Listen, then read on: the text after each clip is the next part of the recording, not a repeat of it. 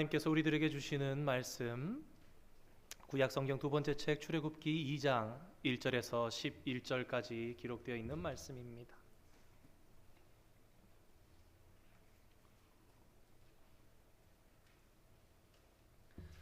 출애굽기 2장 1절로 11절까지 기록된 말씀 83면에 기록되어 있습니다. 함께 교독으로 받기를 원합니다. 레위 가족 중 한 사람이 가서 레위 여자에게 장가들어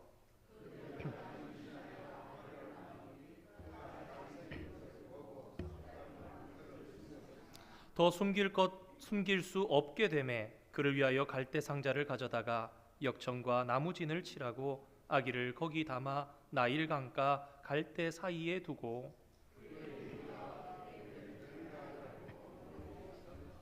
바로의 딸이 목욕하러 나일 강으로 내려오고 시녀들은 나일 강가를 거닐 때에 그가 갈대 사이에 상자를 보고 시녀를 보내어 가져다가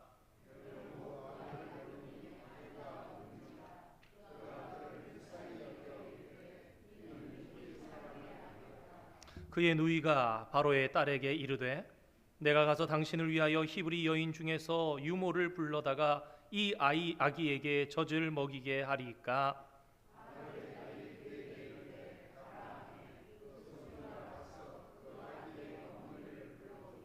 바로의 딸이 그에게 이르되 이 아기를 데려다가 나를 위하여 젖을 먹이라. 내가 그 삭슬 주리라. 여인이 아기를 데려다가 젖을 먹이더니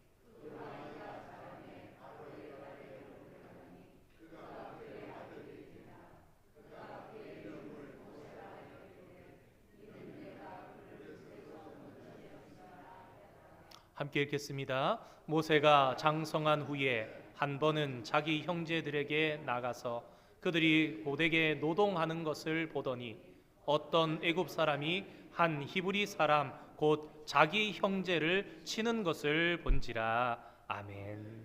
시온 찬양대 찬양이 있겠습니다.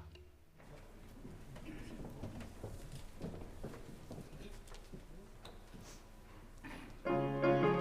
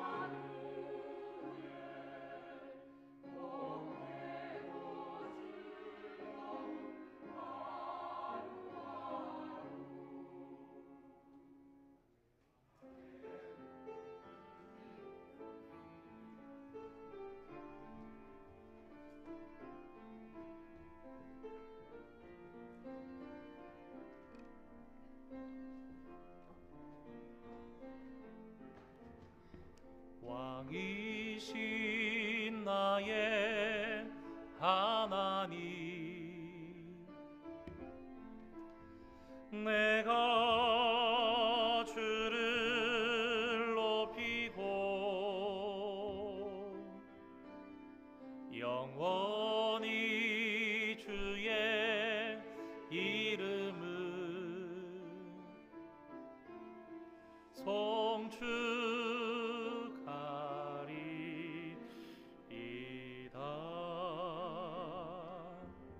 아멘. 그래서 우리 베드로 남선교회 특송이 있겠습니다.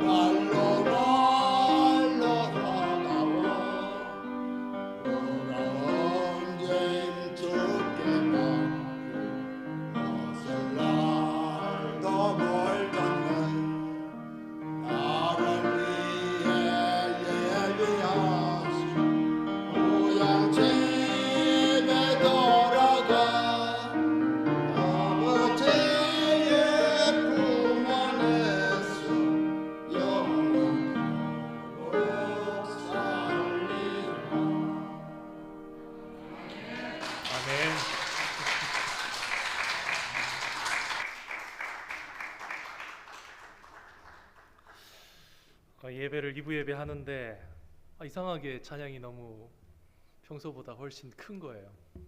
그래서 왜 그런가 좀 예배를 드리다 보니까 우리 베드로 남선교회에서 앞자리에 다 계시면서 얼마나 힘차게 찬양을 하셔서 그런지 오늘 기도도 그렇고 찬양도 그렇고 제가 단상에 서면서 하나님 제단에 서면서 힘을 받는 그런 날이 되는 것 같습니다. 지난주에 얼마나 감사했습니까? 참 많은 분들이 그러셨어요. 성도님들께서 목사님 오늘 야외 예배 너무 좋았던 것 같습니다. 많은 분들이 참여하셨고 하나님 좋은 날씨 허락하셨고 모든 것이 적당하게 또 합력하여 선을 이루었고 아무도 다치지 않으셨고 어제 그리고 이제 말씀을 준비하다 생각해 봤습니다. 저희가 이미 수개월 전부터 정했던 야외 예배 날짜거든요. 그게 이번 주였으면 어땠을까? 어제 오늘 95도 막 오늘도 90도가 넘는 그랬으면 좀 힘들지 않았을까 했는데 얼마나 감사한지 그 감사의 마음이 오늘도 여전히 우리의 삶 가운데 계속해서 하나님 앞에 이어져가는 그런 축복된 거룩한 주일 성일 되기를 주님의 이름으로 축원드립니다. 출애굽기 1장의 시작은 창세기 전체를 봤습니다. 야곱과 그의 12아들이 70명이 애굽에 이르렀다. 그런데 점점 진행이 되면서 창세기와는 사뭇 다른 분위기로 금세 바뀝니다.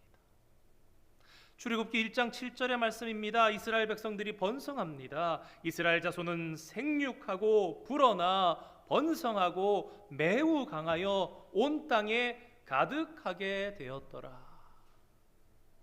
야곱이 자신의 후손들이 번성해 가는 것을, 안정되어 가는 것을 보면서 그의 눈을 감았습니다. 요셉도 눈을 감습니다. 그러나 요셉을 알지 못하는 새 왕이 일어납니다. 그리고 그의 눈에 보기에 이스라엘은 숫자가 많고 강력하여 두려움으로 다가왔습니다. 그리고 끔찍한 정책들이 펼쳐지기 시작합니다. 맨 먼저 고역을 시키기, 노동을 시키기 시작한 것이고, 그래도 더 하나님께서 번성하게 하시자 이제는 태어난 자식이 아들이면 히브리 노예의 가정에서는 그 아들은 나일강에 무조건 던진다는 너무나 끔찍한, 세계 최고의 패왕이었던 바로 왕의 무섭고도 무거운 정책이 시행됩니다. 아무리 번성하면 무엇합니까? 생육하고 불어나 번성하고 매우 강하고 온 땅에 가득하면 무엇합니까? 남자아이가 하나도 없으면 여자아이들은 누구랑 결혼합니까? 애굽의 사람들과 결혼합니까? 머지않아 히브리인은 없어지고 멸망당하고 마는 것입니다. 그렇게 출애굽기 1장은 번성했던 야곱의 후손들이 직면한 엄청난 국가적인 위기의 상황을 그대로 가지고 하나의 가정으로 아주 좁게 들어가서 가정의 이야기가 시작됩니다. 왜 한 가정일까? 그 이유는 애굽을 빠져나오게 되는 놀라운 출애굽의 역사가 바로 노예 생활을 했던 이 가정을 통해서 이루어졌다는 것을 이야기하고 싶었기 때문입니다. 과연 이 가정의 가치관은 무엇이었을까요? 이 가정의 자녀 교육 방식이 어떠했던 것일까요?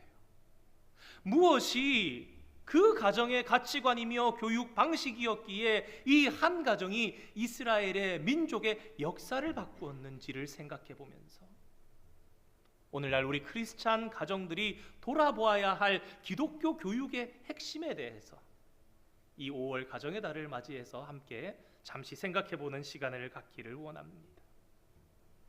한 아이가 태어났습니다. 여러분, 새 생명이 가정에 태어난 것이 얼마나 큰 축복입니까? 얼마나 큰 가정의 기쁨입니까? 사내 아이가 태어났습니다. 전통 사회에서 남자가 아이가 태어났다는 것이 얼마나 더 큰 기쁨입니까? 이어받고 기업을 이어갈 수 있는 일꾼이 태어났고 장성하여 물려받을 수 있는 그 가정의 핵심 멤버가 됩니다. 그런데 이 아들이 그 가정의 걱정이 되었고 그 부모의 근심이 되었습니다. 히브리 노예의 가정에서 태어나는 남자아이는 다 나일강에 던지라는 바로의 서슬퍼런 그 정책이 시행되던 시기에 태어났기 때문입니다. 모세랑 아론은 3살이 차이가 납니다. 아론이 살아남아 있었던 걸로 봐서 아마 불과 몇 년 사이에 이 정책이 시행되었던 것 같습니다. 아이가 태어났는데 희망이 없습니다. 저희 첫째가 태어났을 때 제 동생이 대학원을 졸업할 때였어요. 가족들이 가족 사진 찍는다고 졸업 앨범에 가족 사진도 이렇게 패키지로 들어 있었던 때였던 것 같습니다. 좋은 사진관이었어요. 유명한 사진관에 이렇게 학교에서 그렇게 잡혀 있어서 갔는데 작가분이죠. 사진기를 만지지도 않으세요. 그분은 나머지 기술자들이 다 선택하시고 스토리를 넣으시더라고요. 사진에다가 이 가정은 아이가 주제입니다. 그러면서 저희 첫째 손주 되는 에린이가 이렇게 딱 있으면서 적당한 샷이 나올 때 이야기를 막 이렇게 주제 이야기를 해주다가 샷 그러면은 옆에 사람이 탁 눌러 찍어요. 사진기를 손도 안 댑니다. 세팅은 다 자기들 알아서 하고 그냥 이 사람은 이렇게 사진에 자기가 생각하는 구상과 스토리를 생각하다가 좋은 장면이 나온다고 생각될 때, 좋은 표정이 나온다 생각할 때 샷 그럽니다. 아이는 가정의 중심이고 아이는 가정의 기쁨이고 아이는 가정의 희망입니다. 그런데 이 산에 아이가 태어났는데 기쁘지가 않습니다. 여러분, 이 아이의 이름이 무엇인지 혹시 아십니까? 너무 쉬운 질문을 게다가 설교 시간에 진지하게 여쭈니까 다 아시면서도 대답을 안 하시는 것이 아닌가 생각됩니다. 우리 아시는 그 대답을 한번 해보시기 바랍니다. 여러분, 이 아이의 이름이 무엇인지 아십니까? 그렇죠. 모세입니다. 그런데 지금 저는 여러분들에게 2장 초반부에 이 아이가 태어나서 한 달, 두 달, 세 달 자라갈 때의 스토리를 지금 말씀드리고 있는 중입니다. 여러분, 지금 그 시기에 이 아이의 이름은 무엇입니까? 그렇습니다. 아이가 태어났는데 이름이 없습니다. 아이가 태어났지만 석 달을 기르도록 이름이 없다라는 그 사실이 오늘 이 가정이 처한 위기이며 이 나라가 처해 있는 현실을 반영하고 있는 거예요. 부모가 되면요, 자식이 태에 있으면서 이름을 숙제처럼 생각합니다. 그냥 해야만 하는 귀찮은 것이 아니라 사명감을 가지고 어떻게 하면 더 좋은 이름을 줄까, 적당한 이름을, 정말 어울리는 이름을 줄 수 있을까 고민하면서 병원으로 갑니다. 아이를 숨겨서 3달 동안 기르면서도 이름이 없습니다. 이 생명이 보장받을 길이 없기 때문이었을 것입니다. 성경에도 이름조차 갖지 못하고 단지 아이 그리고 아기라는 단어로 불립니다. 엄마는 그 아이가 잘생긴 것을 보고 처음에는 숨겨서 기릅니다. 그러나 3개월을 기다린 그 이후에 더 이상 자신들이 기르는 것을 지속할 수 없음을 깨닫고는 결국 다른 가정들처럼 이 사내 아이를 강에 버리기로 결단을 내립니다. 하지만 엄마는 살아있는 아이를 차마 그냥 그대로 강가에 버리지 못합니다. 그래서 등장하는 것이 갈대 상자입니다. 여러분이 갈대 상자를 만들 때 이 엄마의 마음이 어떠했겠습니까? 오늘 성경에 갈대로 번역되어 있는 이 식물은 나일강가에서 너무너무 잘 자라고 흔하게 볼 수 있는, 우리에게는 파피루스라는 이름으로 더 잘 알려진 식물입니다. 우리가 잘 알고 있는 수천 년 전부터 종이가 개발되기 전에 종이처럼 펴서 만들어 그 위에 글씨를 기록하기도 했던 그 파피루스, 갈대 상자를 그냥 갈대만 엮어서 만듭니까? 오늘 성경이 이야기합니다. 그 갈대 상자 위에 엄마가 역청과 나무진을 칠했더라. 여러분, 역청하면 창세기에서 떠오르는 어떤 것이 있지 않으십니까?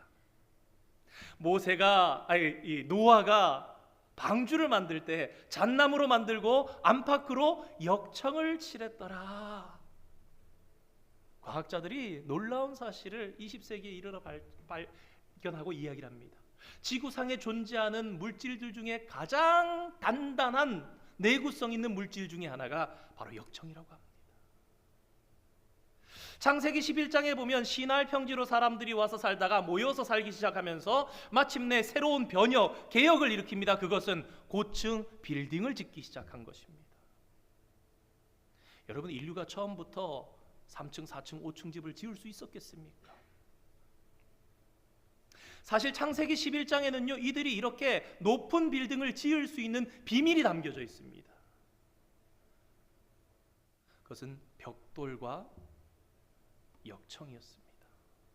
이전까지는 잘해야 1층, 그리고 그 위에 겨우 2층 정도의 집을 지을 수 있었을지 모릅니다. 그런데 벽돌과 역청이라는 두 가지 재료가 만나게 되자 그때부터 3층, 4층, 5층, 10층, 20층을 올릴 수 있는 기술을 가지게 되는 거예요. 왜 그런가?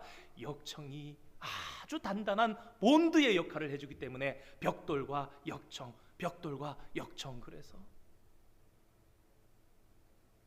나선형의 많은 빌딩들이 여러분 동남아시아 가운데 여러 군데 발견됩니다. 그 어느 것을 바벨탑이라고 지정하지 못하는 이유는 바벨탑이 존재하지 않아서가 아니라 수많은 것들 중에 어떤 것이 오리지널 바벨탑인지 몰라서라는 이야기를 들은 적이 있습니다. 이 역청은 또한 놀라운 방수제였다고 합니다. 여러분 한번 생각해 보십시오. 노아의 방주는요, 길이만 135m입니다. 그 방주가 하루 떠 있었던 것이 아니라 1년이 넘는 시간 동안 물이 휘청휘청 거리는 가운데 쏠려 다니면서도 물이 새지 않았어요. 가라앉지 않았습니다. 놀라운 방수제의 역할을 하는 것이 역청. 그런데 이 엄마는 역청만 칠합니까? 역청에다가 더해서 나무 진까지 칠해서 갈대 상자를 준비했습니다. 그것은 어머니의 진한, 정말 이 아들을 살려보려고 그러는 그러한 진한 모성애가 그 가운데 담겨 있었음을 우리로 알게 하는 것입니다. 이것이 단순한 그저 부모로서의 본능인가, 그러한 모성애일 뿐인가? 그러나 오늘 성경은 우리들로 하여금 여 속에, 이 갈대 상자 속에는 엄마의 믿음까지, 신앙까지 담겨 있음을 단어 하나를 통해 우리로 깨닫게 합니다. 그것은 바로 갈대 상자에서 상자를 의미하는 히브리어 테바라는 단어입니다. 왜 그런가? 여러분, 히브리어 중에서 이 테바라는 상자를 의미하는 테바는요, 성경 가운데 딱 두 번만 쓰입니다. 상자가 여기만 등장합니까? 수도 없이 등장합니다. 그러나 상자를 이야기할 때 오늘 본문 출애굽기 2장의 테바를 사용하고 단 한 군데밖에 더 테바를 사용하지 않았으니 그 테바가 사용된 것은 노아의 방주를 가리키는 방주가 테바입니다. 그래서 우리는 이런 결론에 이르게 됩니다. 그렇습니다. 모세의 엄마는 자신이 갈대 상자를 만들면서 이것이 방주라는 생각을 하면서 만들었던 거예요. 여러분, 모세의 엄마는요, 자신의 아들을 강가에 버려야 하는, 던져야 하는 그 상황 속에서 단순하게 이 아이의 생명만 생각했던 것이 아니라 자신의 조상의 때에 생명을 보호하셨던 노아의 방주, 그 테바를 생각하면서 다시 한번 테바를, 자신이 작은 테바를 만들며 그 상자를 통해서 하나님께서 생명을 살리시는 놀라운 구원의 일이 오늘 다시 한번 일어나기를 소원하면서 기도하는 마음으로 믿음을 담아, 신앙을 담아서 그렇게 만들었던 것입니다. 그러니까 이 갈대 상자는 곧 그 부모의 믿음이었고 그 가정의 믿음이었습니다. 시간이 좀 가겠지만 그래도 우리 이 엄마가 어떤 마음으로 갈대 상자를 만들었는지 좀 더 감성적으로 다가가기 위해서 잠깐 찬양의 한 구절을 한 2분 동안 들으시겠습니다. 요게벳의 노래 들어주시기 바랍니다. 작은 갈대 상자 물이 새지 않도록 역청과 나무진을 칠하네. 어떤 마음이었을까? 그녀의 두 눈엔 눈물이 흐르고 흘러 동그란 눈으로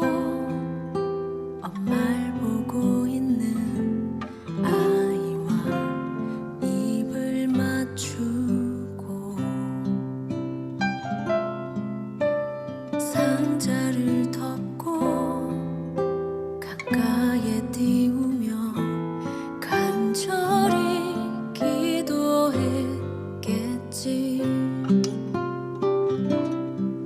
정처 없이 강물에 흔들흔들 흘러내려가는 그 상자를 보며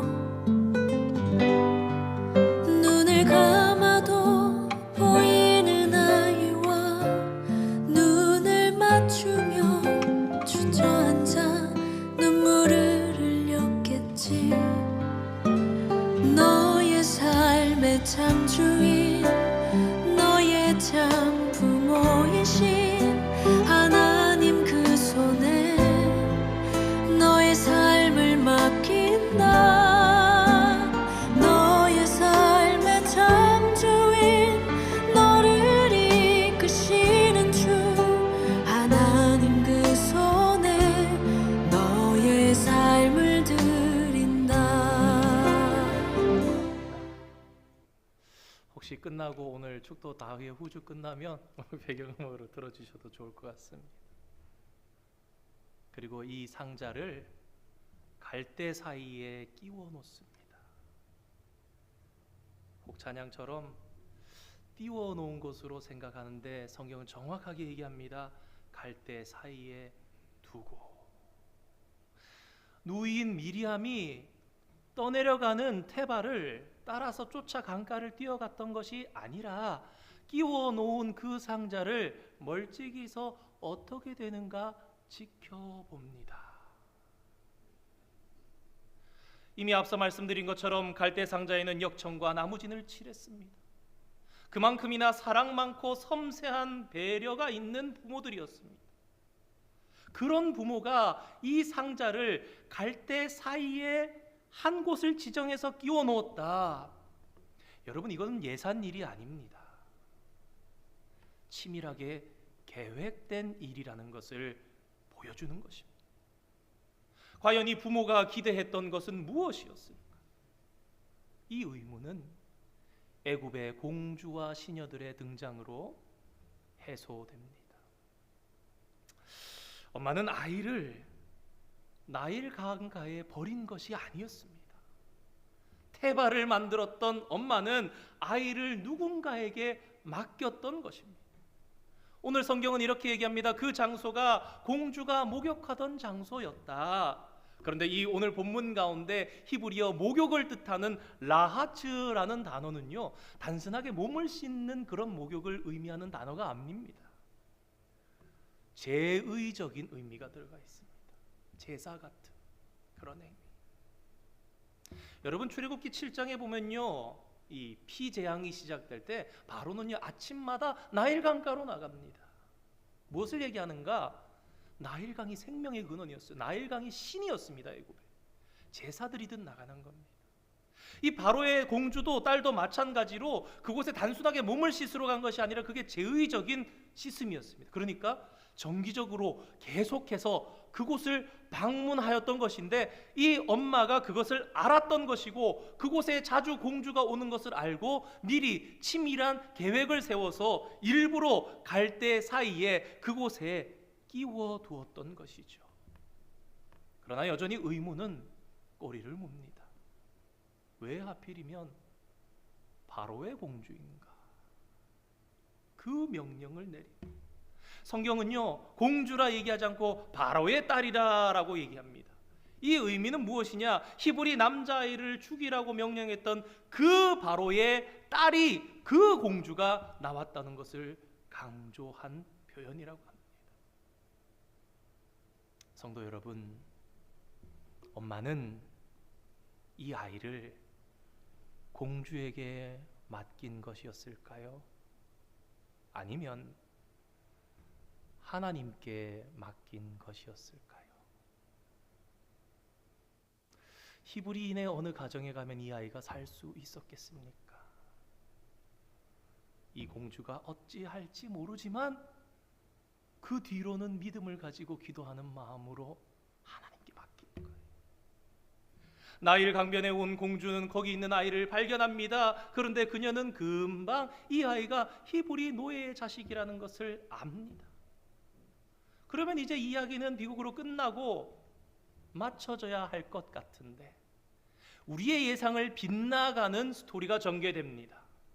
이 바로의 딸이 히브리 노예의 아들인 것을 알면서도 이 아이를 불쌍히 여기기만 했던 것이 아니라 더 나아가서 자신의 자식으로 기르고 싶은 마음까지 생겼던 것입니다. 성경은 이렇게 얘기합니다. 아이가 우는 것을 보고 그가 불쌍히 여겼더라. 역사학자들의 이야기를 통하면요, 이 애굽의 공주는 아마도 애굽 18왕조의 투투모세 1세의 딸이었던 무남동녀 하셉수트라는 공주였던 것으로 여겨집니다. 이 여인이요, 자식이 없었대요. 바로의 왕궁에 자식을 이어가야 할 사명감도 있었고 자식을 가지고 싶은 그런 마음이 있었는데 이런 애굽의 공주를 만난 것이 과연 우연이었을까, 그런 생각을 한번 해봅니다. 이야기는 여기서 끝나지 않습니다. 아이의 누나는 바로의 딸에게 즉시 나가서 얘기합니다. 내가 가서 당신을 위하여 히브리 여인 중에 유모를 불러다가 아이에게 젖을 먹이게 하리이까. 너무 당돌합니다. 이제 막 갓 물에서 건졌을 뿐인데 히브리 유모를 소개하겠다니요.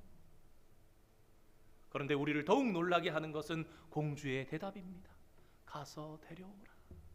내가 삭슬 주리라. 오늘날 우리의 문화로는 좀 이해하기 힘든 이것은 이렇게 이해하면 좀 더 쉬울 것 같습니다. 바로의 딸은 히브리 아이는 히브리인들만 기른다는 그런 히브리인들의 습관과 전통을 잘 이해하고 있었던 것 같습니다. 그래서 그렇게 유모를 받아들이는 거예요. 근데 그 유모가 누굽니까? 이 아이의 진짜 엄마지요. 엄마가 아이를 만났습니다. 그런데 한번 생각해 봅시다. 이 아들을 계속 기를 수 있습니까? 시간이 한정이 되어 있습니다. 이 아이가 앞으로 내 자식입니까? 혈육적으로는 내 자식이 맞지만 젖을 뗄 때까지만 내가 양육할 수 있는 거예요. 그리고 그 이유는 장담할 수 없는 것입니다. 전통사회에서 아마도 4세 전후 정도가 젖을 떼는 나이였다고 합니다. 오늘날은 너무 발달하고 먹을 게 많아서 그렇지만 4년이 지나면 헤어져야 하는 것을 너무나 잘 이해하면서 이 아이를 안고 젖을 먹였던 거예요. 엄마는 무엇을 생각했을까요? 그리고 더 이상 성경은 아이의 양육이나 교육에 대해서 다른 언급이 없습니다. 다만 짤막하게 그 아이가 자라매 바로의 딸에게로 데려가니 그가 그의 아들이 되니라. 4년 정도 먹인 후에 바로의 궁궐에 들어가서 36년 동안 그때부터 애굽의 예절과 학문과 최고의 교육을 받았던 거예요. 그런데 놀라운 대반전이 11절 말씀에 등장합니다. 장성한 후에 모세가 처음 방문한 곳이 공교롭게도 히브리 노예들의 노동 현장이었던 것입니다. 이 11절 말씀 속에는요, 자기 형제라는 단어가 2번이나 등장하는데요, 이 가운데 형제라는 것을 의미하는 아흐라는 히브리어는요, 단순하게 그냥 형제를 이야기하는 것이 아니라고 합니다. 이것은 혈육적인 의미와 감정적으로 가까운 형제를 의미하는 그런 단어. 그 단어가 2번이나, 그것도 그냥이 아니라 자기 형제. 무엇을 얘기합니까? 모세가 왜 나왔는가? 우연히 나온 것이 아니라 힘든 노동에 시달리는 자기 형제를 보고 싶어서 나온 거예요. 그렇다면 그가 애굽 감독을 죽인 것도 우연이 아니라는 결론에 우리는 다다르게 됩니다. 그러니까 모세는 단 4년간 엄마의 품에서 젖을 먹었어요. 그리고 36년간 자라서 40세가 된 모세가 성인이 되었는데 그의 정체성이 히브리인이었다라는 것입니다. 그 짧은 기간 핏덩이 같은 아이에게 무엇을 가르칠 수 있었을까요? 아무리 상상해도 오늘 성경 본문만 가지고는 레위인의 가정이었다, 하나님을 믿는 가정이었다라는 것 외에는 어떤 단초도 발견하기 힘듭니다. 그러나 우리는 이미 알고 있습니다. 모세는 당당한 지도자가 되었습니다. 모세의 성장 배경을 한번 생각해 보시기 바랍니다. 어린 시절 부모로부터 분리되었습니다. 그런 채로 유년 시절, 청소년 시절을 보냈지만 그는 자기의 감정을 억제하지 못하거나 마음대로 날뛰는 사람이 된 것이 아니라 민족을 사랑하는 사람, 정의로운 사랑을 가진 사람, 옳고 그른 것을 분별하고 행동하는 훌륭한 지도력을 갖춘 사람이 되었다라는 것을 알게 됩니다. 그러면 우리의 의무는 계속됩니다. 어떻게 모세는 이렇게 반듯한 인격을 갖춘 성숙한 사람이 되었는가? 이 비밀을 푸는 열쇠 중에 하나가 그의 부모입니다. 그의 부모는 갈대 상자를 만들었던 사람입니다. 그리고 그 갈대를 갈대 사이에 끼워 놓았던 섬세하고 세밀한 치밀한 그런 사람들이었고, 죽으면 죽으리라는 믿음을 가지고 그 갈대 상자를 하나님께 의탁했던 사람이다.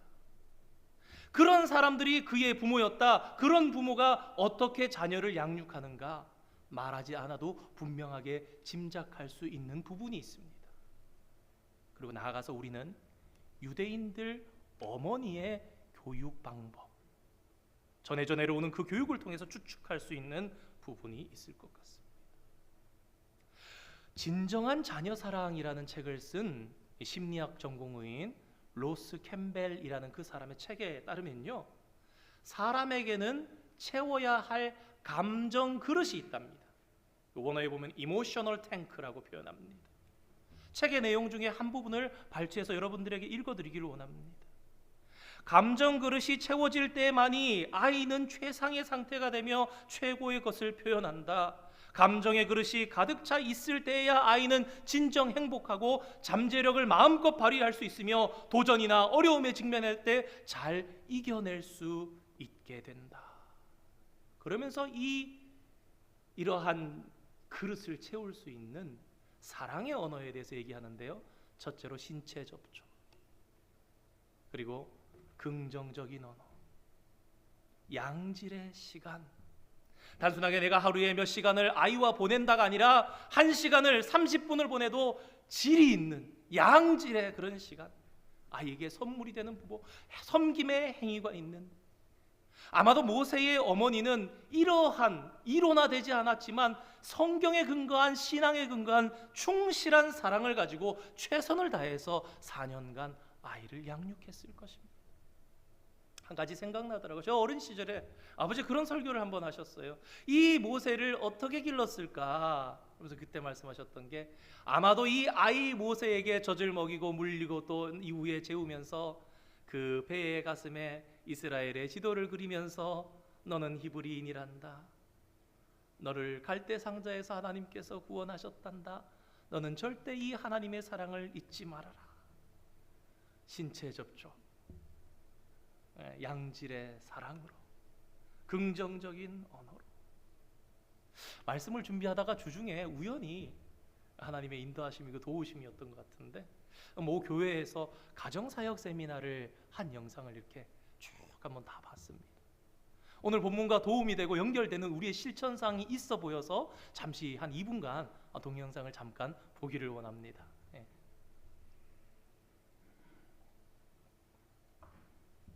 그 하나님의 조건 없는 사랑, 은혜의 사랑을, 그 참 사랑을 아주 그냥 머릿속에 박히게 해야 되는데, 자, 예를 들면 그런 거예요. 애가 이제 밥을 먹다가 컵을 탁 깼어요. 애들이 어릴 때. 그러면 아유, 왜 이렇게 조심 안 하고 그래? 내가 조심하라고 그랬잖아. 그렇게 하시면 안 되고, 어떻게 해야 되느냐? 탁 깼을 때, 아이고, 안 다쳤어? 엄마 어떡해, 이거 비싼 컵인데. 아무리 비싸도 너하고 바꾸겠어? 너는 컵보다 더 소중해. 이렇게 해야 돼. 이렇게. 그렇죠? 자, 우유를 꺼내다가 우유를 땅바닥에 왕창 쏟았어. 그러면 이렇게 해야 돼. 한번 저를 따라해봐서 하면서 그냥 웃으면서 우유 쏟았네. 그 다음에 이래야 돼. 누구나 쏟을 수 있어. 누구나 실수할 수 있어. 괜찮아. 사랑해. 요렇게 해야 돼. 자, 여러분 그렇게 하셨나? 자, 돈을 2만 원을 어디 가서 잃어버리고 왔어. 학교, 유치원에다 내는 거를 잃어버리고 와서. 어머, 잃어버렸어. 아이고, 어쩌다 잃어버렸어. 속상하다, 그지? 그런데 2만 원하고 우리 아들하고 못 바꾸지. 괜찮아. 너는 2만 원보다 훨씬 소중해. 아, 요렇게 해야 돼. 그러면 얘가 어릴 때부터 그냥 여기서 착착착착 사랑이 여기 들어가가지고 그런 애들은 나중에 절대로 우울증 안 알아요. 내 존재가 특히 언제 해야 되느냐? 성적이 확 떨어졌을 때. 성적이 떨어졌을 때 이렇게 하는 거예요. 아이고, 성적이 떨어졌어. 어떡하지? 그렇지만 길게 봐라. 잘 될 거야. 두고 봐라. 잘 되지. 성적은 떨어질 때도 있고 오를 때도 있는 거야. 그리고 한마디 해야 돼. 사랑해. 네, 이 교수님이 이기복 교수님인데 한동대 교수도 하셨고 모실 수 있는 기회가 있으면 좋겠다 그런 생각을 한번 해봤습니다. 실제로 자기 삶에 실천했습니다. 저 이야기를 자기 딸이 중학생 되었을 때 했어요. 성적이 떨어졌길래 마음은 속상하지만 그랬답니다. 그렇지만 괜찮아 내 딸아. 길게 봐라. 잘 될 거야. 한 달쯤 지났을까? 딸아이가 또 와서 그랬는데 성적이 또 떨어졌다는 거예요. 여러분, 한 번은 쉬운데 두 번 되니까 이게 안 쉽더래요. 그래도 자기가 이런 부분을 저 공부하고 그러고 있으니까 이를 악물고 말이 쉽지 않지만 성적 떨어졌어. 그래도 엄마 사랑한다. 그러면서 얘기했더니 이 아이가 내 친구 누구는 1등 했는데 그러더래요. 그 얘기 안 하면 더 좋을 텐데 속으로 막 마음이 부럽더래요. 그거 부러웠어. 1등 하는 딸 10명 데려다 줘봐. 엄마가 그 딸들하고 내 딸하고 바꾸나? 안 바꿔. 길게 봐라. 사랑한다. 그러다가 한 7개월쯤 지났을 때의 일이었답니다. 막 딸이 급하게 와서 문을 막 들으면서 엄마 그러면서 문 좀 열어봐. 빨리 열어봐. 그래서 무슨 일인가 싶어서 탁 문을 열어줬대요. 무슨 일이 벌어졌을까요? 딸이 들어오면서 그러더래요. 엄마 성적 또 떨어졌어. 엄마가 깜짝 놀랐대요. 자기가 잘못 들은 줄 알았대요. 성적이 올랐다고 얘기하는 줄 알았대요. 얘가 너무 당당하게 들어오니까. 속으로 그런 생각이 들었답니다. 뻔뻔하다.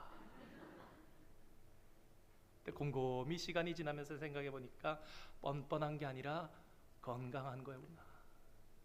이 딸이 성적이 떨어졌음에도 불구하고 거리를 방황하지 않고 고민하지 않고 엄마에게 와서 당당하게 이야기할 수 있는 그런 건강한 딸이었다. 그래서 이 딸이 이제 커서 아이들 셋을 기르고 인생 가운데 우여곡절을 겪으면서 어려운 시절을 겪어가는데 엄마가 그런 자신감이 생겨서 이렇게 담임지면 강의하시는 거예요. 뭐라면은 딸이 어려움을 만나도 이게 굉장히 어려운데 그 어려움을 직면해서 두려움이 적게 헤쳐나가는 딸을 보더라. 그 안정감을 보았다라는 겁니다. 혹시 오늘 말씀을 들으시는 분들 중에 목사님 저는 자녀 다 키웠는데요, 그런 분들이 더러 많이 계실 수도 있겠다 그런 생각이 들었습니다. 우리의 말씀은, 설교는 실천되어져야 되고 오늘 살아있는 것이 되어야 합니다. 괜찮습니다.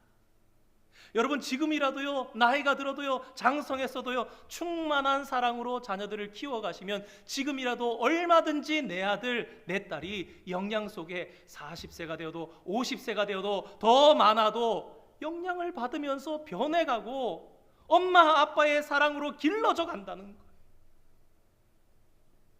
너는 내 보물이야. 자랑스럽다. 그런 얘기 꼭 해주라고. 길게 하지 말래. 길게 하지 말래. 너 내 보물인 거 알아? 사랑한다 아들. 그러니까 잘해. 이 말 붙이지 말고 사랑해 아들. 다른 거 붙이지 말고.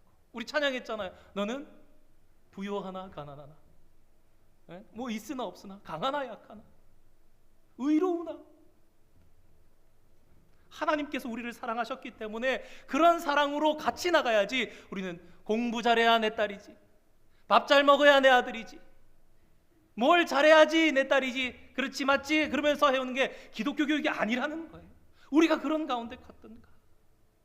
여러분 돌아보면요, 우리가 어떻게 회복하면서 신앙생활합니까? 못나고 실패하는데요. 하나님 나를 사랑하셔. 그걸 가지고 연약함을 견디면서 살아가고 우리의 신앙이 자라가고 성장해 가지 않습니까? 한 15년쯤 전부터 부모님이 저한테, 어머니도 그러시고 아버지도 그러시고 뜬금없이 한 번씩 그러시는데 이제 알 것 같더라고요. 아들 미안하다. 잘 몰라서 우리는 너를 그렇게 키웠다. 엄마를 용서해라. 진심으로 그러시는. 내가 시간을 돌릴 수만 있으면 그때에 내가 아이를 키울 줄 몰라서 너를 너무 혹독하게 키운 부분이 있고, 그런 것이 너의 성격에 그런 영향을 미치지 않았나 염려를 하면서 기도하면서 내가 기도한다 아들아, 미안하다. 내가 사랑한다 아들아. 이분의 강의를 듣고 어떤 분이 80이 넘으셨는데 두 마디만 하라는 것을 기억하시면서 가셔서 이분이 실천하신 두 마디는 뭐냐? 사랑한다, 미안하다. 80이면 아들은 뭐 50대겠죠. 전화를 해가지고 처음부터 사랑한단 말이 안 나오니까 아버지 웬일이세요? 무슨 일 있으세요? 아무 일 없어. 그러면서 딴 게 아니고 사실은 말이야, 내가 너를 사랑하는데 참 미안하다.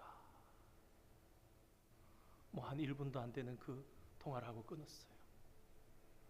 한 20, 30분 지났을까 며느리한테 전화가 온 거예요. 아버님, 그이한테 전화하셨어요? 무슨 말씀하셨어요? 남편이 침실에서 계속 울고 안 나와요. 우리가 충실한 사랑으로, 진심으로 하나님의 사랑으로, 조건 없는 사랑으로 담아 나간다면 늦지 않다라는 것입니다. 여러분, 우리 자녀가 예를 들어 마약을 했어요. 네가 어떻게 그럴 수 있냐 그런 것이 아니라 가서 아들아 괜찮아.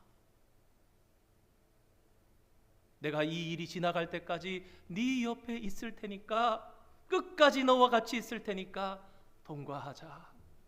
통과하자. 사랑한다. 그게 크리스찬 가정의 자녀들을 향한 교육의 방법이요, 하나님의 사랑을 전하는 방법이라는 것. 모세의 어머니는 그런 양질의 사랑으로, 사랑의 언어로 모세를 길렀습니다.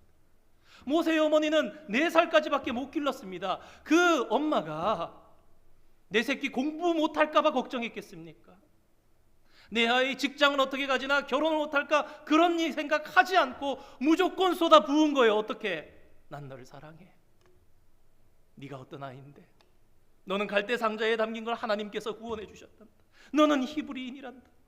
그러면서 그 정말 살아있는 그 이야기, 그러한 신앙을 담아서 이런 경험적인 지식을 담아주었더니, 이러한 것은 너는 훌륭하게 될 거야, 할 수 있어, 널 사랑한다, 이런 차원의 말과는 비교할 수 없는 삶의 동력을 주었다라고 심리학자들은 얘기합니다.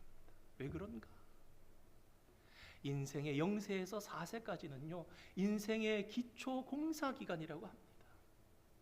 이때에 아이들은요 인격을 형성하게 되고, 부모와 함께 신뢰감을 형성하고, 그리고 사회성을 배워나가기 시작하는데, 그리고 이 젖긋고 난 이 뒤는 하나님께 맡기는 거예요.